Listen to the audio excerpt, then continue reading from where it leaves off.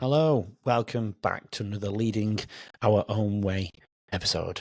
Got an amazing guest for you today. But first of all, you might be noticing that I'm on a different t-shirt than one in the episode. Well, you won't know because you haven't seen it yet. However, I filmed the intro after I filmed with my guest today, Utkarsh, and I realised my mic wasn't on.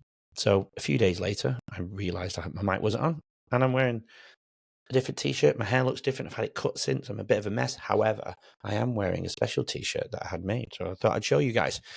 But the first question I really want to ask is, what does it really take to push past fear, embrace some struggle, and grow into a person you're meant to be? That's what this episode is all about today. I'm thrilled to sit down with a good friend, Utkarsh Narang. He is a TEDx speaker. I've had a few of those. He's a growth mindset coach, and he's an expert on personal transformation. So today we're going to dig deep into these questions and so much more. But together we explored some fascinating and the fascinating adaptability of the human brain, something I'm very much in love with at the moment. We also look at the courage it takes to lead with authenticity and why success is all about the small, consistent actions rather than just quick wins. Utkarsh opens up about his journey to the TEDx stage and how facing fear head-on shaped his path and the powerful role that connection and storytelling play in both leadership and growth, something I'm really, really passionate about, and obviously sharing people's stories, hence why I'm doing this podcast. But today is packed with wisdom on resilience, mindset, and finding purpose. So if you're ready to be inspired and pick up some practical insights along the way, you're in for a right good peace of mind, and you're definitely in the right place as well. So dive in and let's go.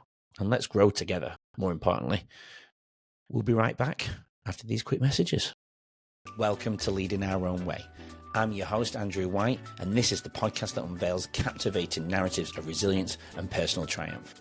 This podcast is for anyone seeking inspiration and insights on overcoming life's challenges. Follow and subscribe, and then we can lead together forever. Good evening, Utkarsh Narang. How are you, my friend? I'm doing very well, Andrew. Looking forward to our conversation today. Me too. I've been keeping a very close eye on you. To be fair, you've had, and I didn't know this, but we share a few podcasters' relationships, Mr. Dr. Schaefer Stedranova up in northern Michigan. I don't know how that all came about, but you've had a good conversation with her as well, right? Absolutely. I think the universe selects and connects the right kind of people. And that's why we're here today. So looking forward to seeing what emerges. And I often say this to my coaching clients, but I'm going to say this here as well. We could do this podcast a few times, Andrew, and every time a new conversation will emerge based on who we are in that moment. Yeah. So that's the beauty of life. And the great thing is that by the time we end this conversation, hopefully both of us will be changed, and so would be our listeners. Absolutely. I couldn't agree anymore. And that's the whole purpose of Leading Our Own Way. And, first of all, thank you for reaching out, because you reached out to me and I got this message and this bright-eyed, big, awesome smile wanting to come on my podcast, and it warmed me up. I'm not going to lie. It warmed me up. I was like, oh, somebody wants to come on my podcast. And you're right down my alley. Was it the choice of literature that I have in my study that caught your eye, or what was it? It was the personalization, because I saw, I can see right now, two pictures of a handsome person on your left and right. So I thought, why not be on that bookcase? Oh, I love it. I hope that comes a bit of a cliche that people want to be on the Leading Our Own Way bookshelf. Love that. Love that. And we will talk about it a little bit more, but you're another TEDx talker, which I'm honored to have you on the show. And congratulations, by the way. What an achievement. Yeah. No, thank you. And, it was an idea that was top of mind for about 4 years, which is when I started the company, that someday I want to do a TEDx talk and I want to speak about this and speak about that. And I put a lot of effort into that, Andrew, over the years. And it did not happen. And here I come to Australia. 18 months ago, my wife and I decided that let's go to this beautiful island down south and see what emerges for us. And when we came here, there emerged the opportunity to do a TEDx talk. So I just feel like serendipity, the right things happening at the right time. This is all sounds cliche, but it's actually the truth. And you got to keep working hard towards it so that you're ready for that red dot when you get to be on that. Yeah, well, I'm not going to lie. It's definitely an aim of mine. Something I'm definitely going to look into, because all you guys and the fellow guests have certainly.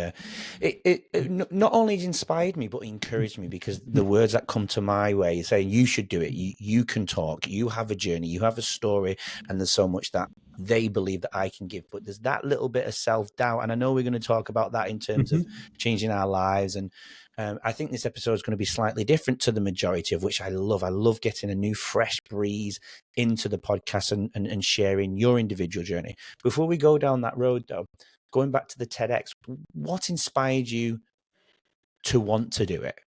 Yeah, I think at the start it was just about I want credibility. And I thought that this was one stage that if you got to be on a TEDx talk, if you want to, you cannot earn your way into a TEDx. You got to prove yourself worthy of that stage. And so that was the first few years. But the day I got the opportunity to speak, they had an audition here in Mornington when they were doing this. And when I read about it, that it's an audition, I was like, Utkarsh, you should not apply. You're here in Australia 6 months. You're going to be speaking to an audience who would have their own way of speaking, their own culture. Why would they want to hear from you? What would you share with them that'll add any value?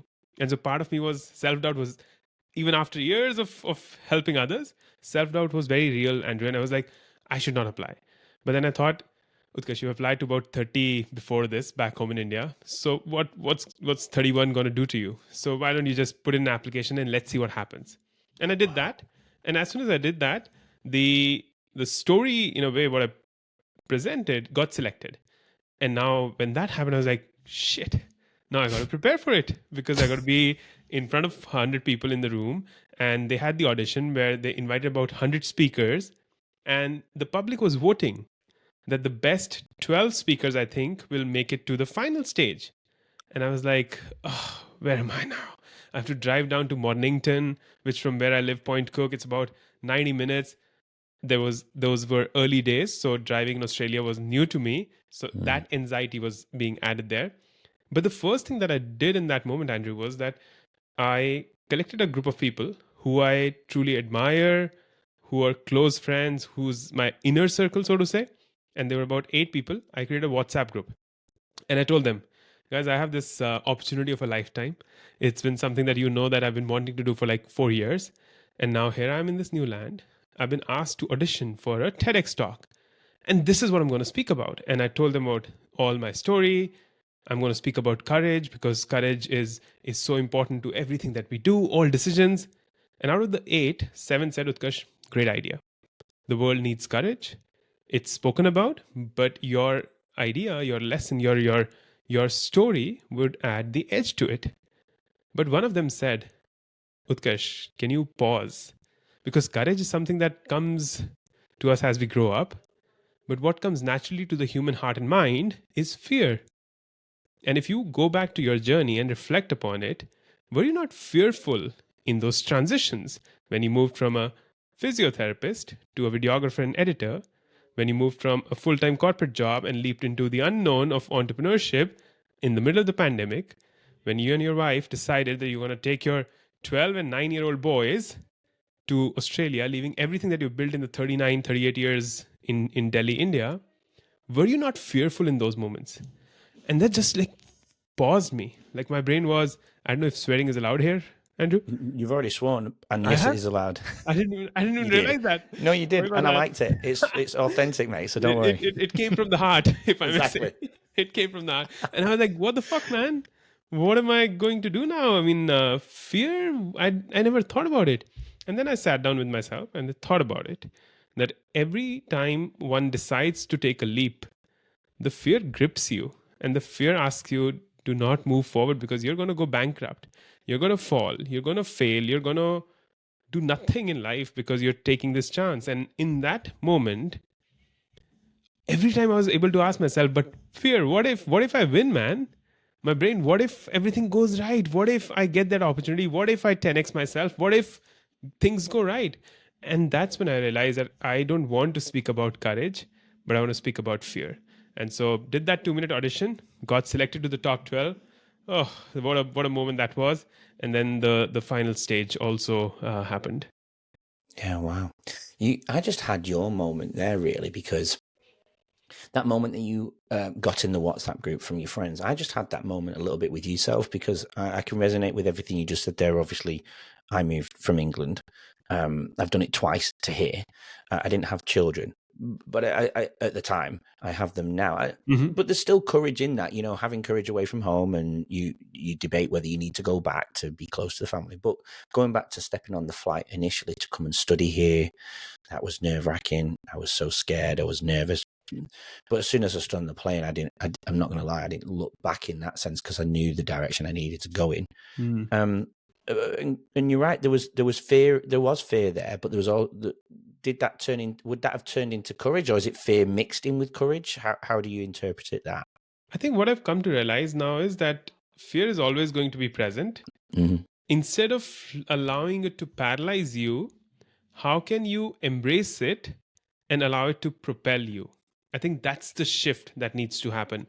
And yes, I share a few ideas in the TEDx, but I'm thinking more deeply about this idea now as I've moved on from the TEDx.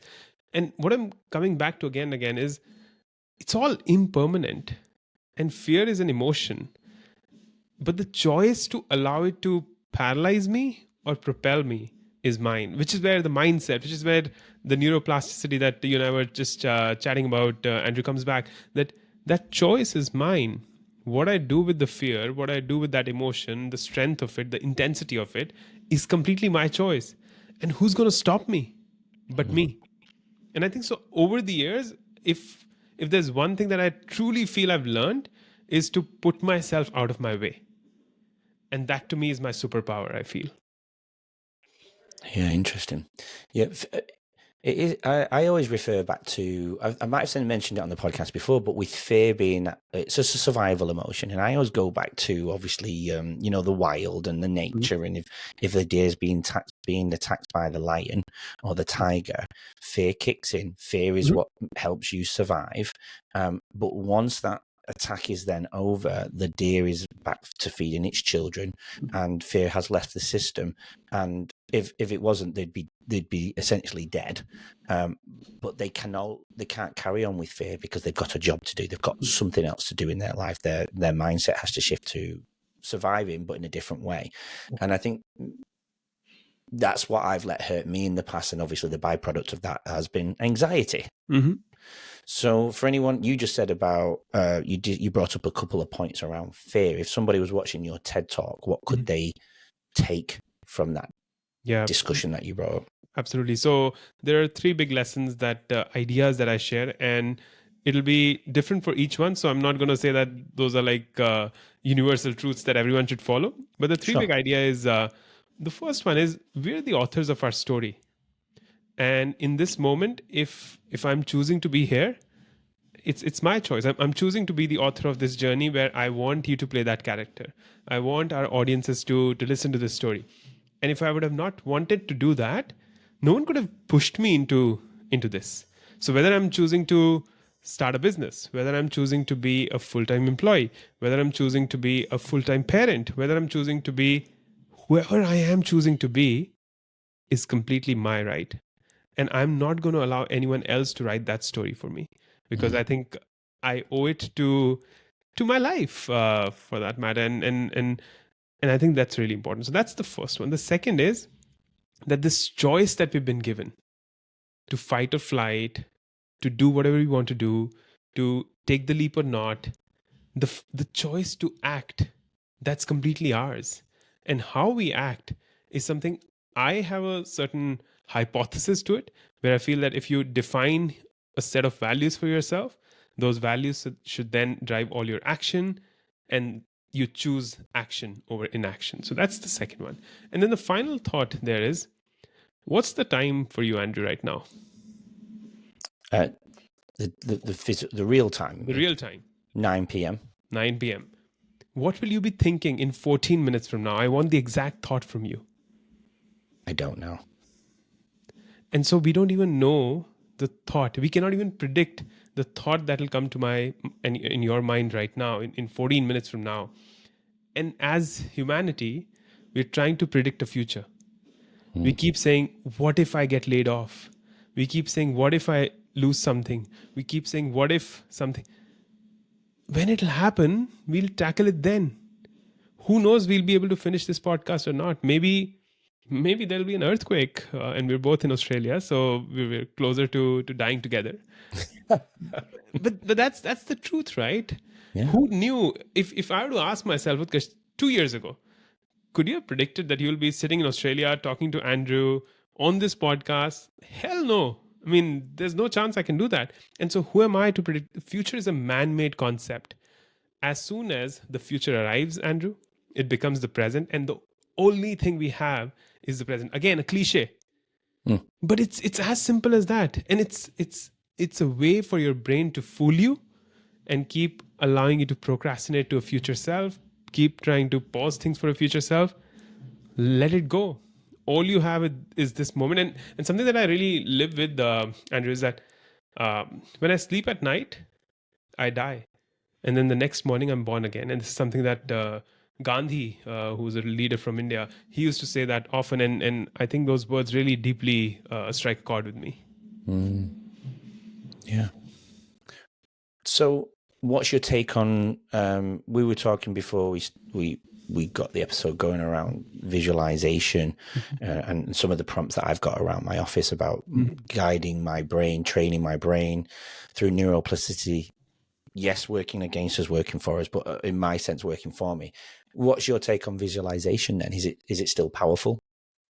Absolutely. The visualization is just the stepping stone, because after that starts a long cycle of action, learning, getting feedback and growing, and then more action. I cannot put a post-it here and say that I want to write a book by 5 years from now in 2027 or 2030. I have to write that down for it to become a reminder, for it to become a reality in my mind. And then I have to start acting and taking the steps. Until unless I sit down on my laptop or my diary and write something out, do some research, create some accountability, create a process around it, nothing's going to materialize. So I think visualization to me is, it allows your brain to open up. It allows your mind to open up to new ideas and important ideas in life. But you got to put in the action. And sometimes I also feel, and I want to share a story, Andrew. There was once this monk who was sitting on the side of a road, and he was watching something at a distance. A man starts to walk by, and he looks at the monk and sees the monk's gaze. And he sees that the monk is looking at a butterfly struggling to come out of the cocoon. It's the caterpillar metamorphosizing into the butterfly, and it's struggling. It's so hard for it to come out.